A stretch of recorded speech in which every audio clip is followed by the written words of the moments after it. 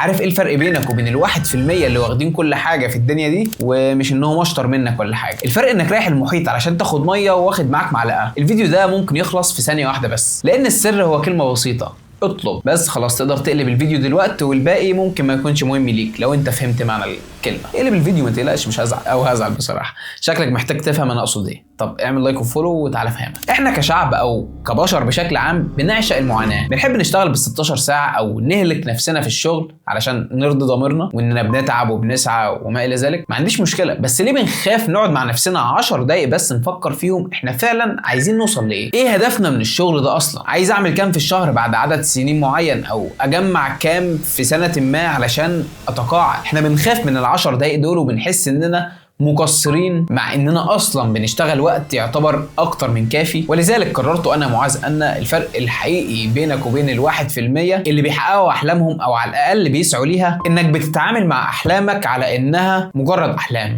ال1% دول فاهمين حاجه بسيطه جدا: الدنيا بتسمع الشخص الواضح واللي عنده اراده، مش اللي مكسوف يقول انا عندي حلم وهدف معين لازم اسعى له. الرزق مش نقطه، الرزق محيط. بس انت داخل بمعلقه وتقول انا ليه مش باخد زيهم؟ اسال نفسك وبشكل صريح: انت فعلا عايز تبقى زيهم ولا عايز تبان انك زيهم؟